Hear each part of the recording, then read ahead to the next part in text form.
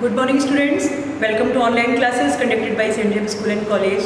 Today this video is for class 3rd, subject English Literature.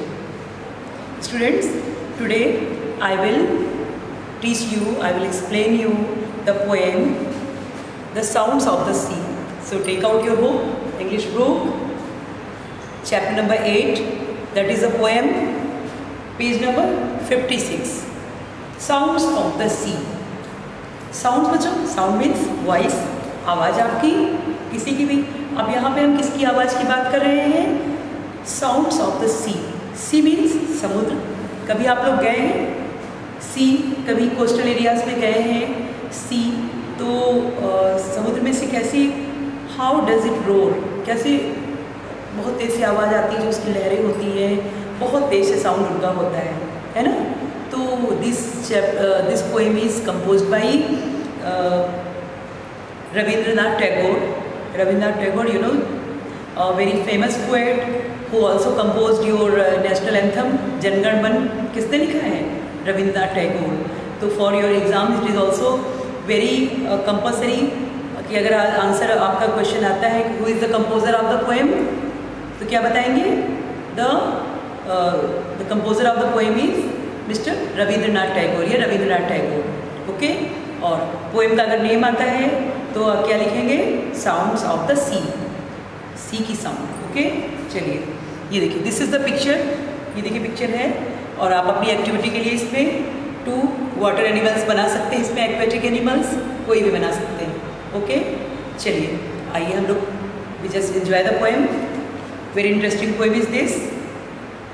Can you guess what the poem is about from its title? Read and find out. अब देखिए, ये देखिए कि poem का title क्या है? Title है the sound of the सी, समुद्र की आवाज़। तो समुद्र की आवाज़ से आप क्या समझेंगे? वैसे नॉर्मली तो आप समझेंगे जो लहरों की आवाज़ होती है, खड़खड़ाहट सी होती है, वही समुद्र की आवाज़ है। But in this poem something is different. देखिए जैसे कवि होते हैं बच्चों, पोएट होता है, ही जस्ट इमेजिन्स, कल्पना करता है, वो कल्पना की जगत में, कल्पना लोक में कुछ भी सोच सकता है वो, है। अब देखिए समुद्र के बारे में उसने क्या सोचा है, देखते हैं। 100 million years from now, if a heavenly moon should suddenly allow. काश ऐसा हुआ होता 100 million years, सैकड़ों साल पहले, यानी सैकड़ों मिलियंस वही आपके करोड़ होते हैं, यानी 100 करोड़ या बहुत सालों पहले, आज से बहुत सालों पहले, करोड़ों साल पहले, if A heavenly moon should suddenly allow. Heavenly moon बच्चों क्या होता है? हेवनली मून, हेवन मीन्स होता है स्वर्ग, मून मीन्स होता है आशीर्वाद, आपको ब्लेसिंग। तो अगर काश ऐसा हुआ होता कि हमें कोई ये जो सी एनिमल्स हैं, समुद्र को कोई ऐसा आशीर्वाद प्राप्त हुआ होता, ऐसा कोई ब्लेसिंग मिली होती उसको, शुड सडनली अलाउ, उसको ऐसी ब्लेसिंग, यानी ईश्वर जो है उन्होंने उसके लिए ये आदेश दिया होता, ये अलाउ कर दिया होता, the water creature to find their voice, कि जितने भी वाटर क्रिएचर्स हैं, जितने सी एनिमल्स हैं, वाटर क्रिएचर जानते हैं जो समुद्र के अंदर रहने वाले जितने जीव जंतु हैं, एक्वेटिक एनिमल्स हैं, कि अगर ईश्वर उनको ऐसा कोई वरदान दे देते सारे एनिमल्स को कि सबकी डिफरेंट वॉइस हो जाती, यानी खूब अपनी अपनी सबकी, जैसे आप लोगों की सबकी आवाज़ डिफरेंट होती है, एनिमल्स की वॉइस डिफरेंट होती है ना, बर्ड्स की वॉइस डिफरेंट होती है, वैसे ही उन सब की भी अलग अलग आवाज़ें होती। द सी, अगर वो एक साथ सारी आवाज़ें निकालते तो क्या होता? The sea would resound with all sorts of noise. Resound means क्या होता है बच्चों? इको। अगर आप सोचो, जैसे आप कभी जब आप रेगुलर क्लासेस आपकी चला करती हैं थी, तो आप जो क्लास में आते थे, जैसे टीचर 1 मिनट के लिए बाहर गया, आप लोग सारा कितना शोर मचाते, बहुत तेज़ आवाज़ आती, तब तक हम लोग बार बार कहते हैं just keep quiet, be silent, ये सब बोलते हैं ना। अगर सारे बच्चे मिलके बोलने लगे, अगर आप सोचो कि पूरे स्कूल के बच्चे एक साथ मिलके चिल्लाने लगे, तो पूरी आवाज़ कैसे गूंजेगी, कितना नॉइज़ पोल्यूशन हो जाएगा। तो वही चीज़ बता रहे हैं कि अगर ईश्वर उनको ये अलाउ कर देते कि सारे एनिमल्स अपनी अपनी आवाज़ें निकालें, तो sea will resound with all sorts of noise. तो अलग अलग तरह की आवाज़ से पूरा जो समुद्र है वो पूरा गूंज जाता, गूंज उठता।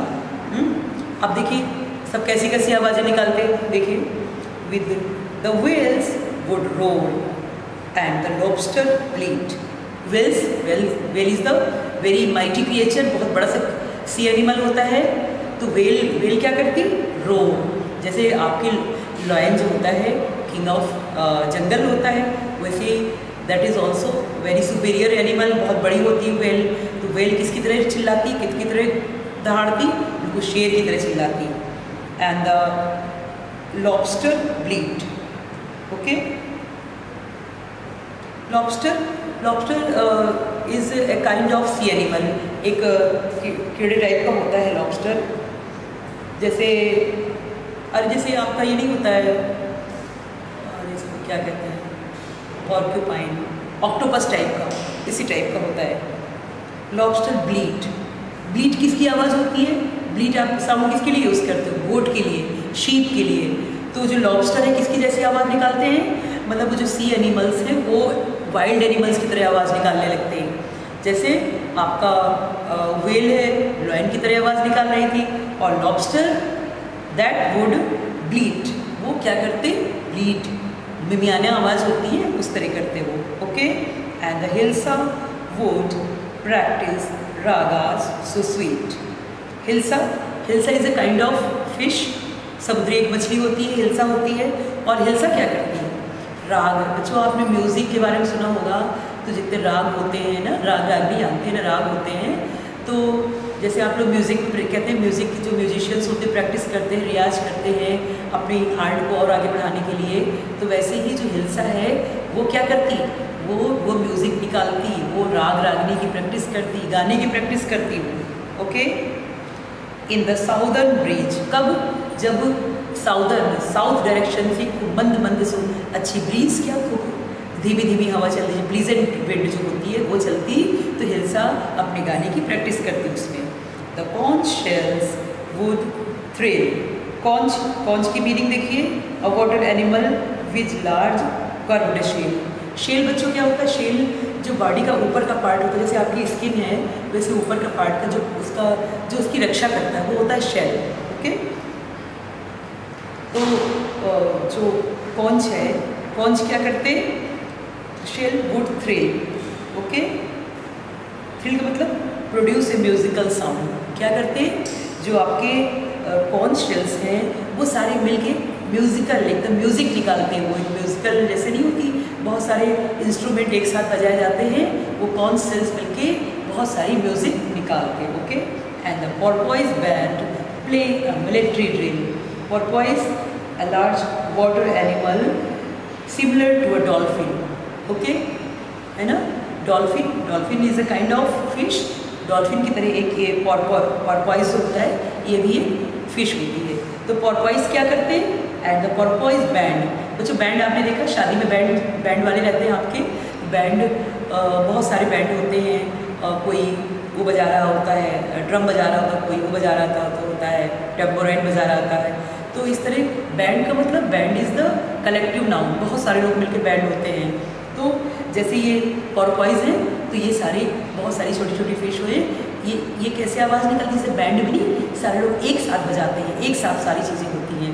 और मिलिट्री ड्रिल बच्चे जानते हैं, जो अब आर्मी में, सेना में जब जाते हैं, सेना का आपने भी इंडिपेंडेंस डे आ रहा है, अब आप दिल्ली से प्रोग्राम देखेंगे, मार्च पास्ट देखेंगे, दिल्ली पे जो लाल किले पे प्रोग्राम होता है, वहाँ आपने मिलिट्री बैंड को देखा है, they just play all instruments all together at one time, एक ही समय पे सारे इंस्ट्रूमेंट एक साथ, बिल्कुल यूनिटी, बिल्कुल टाइम का डिफरेंस नहीं होता।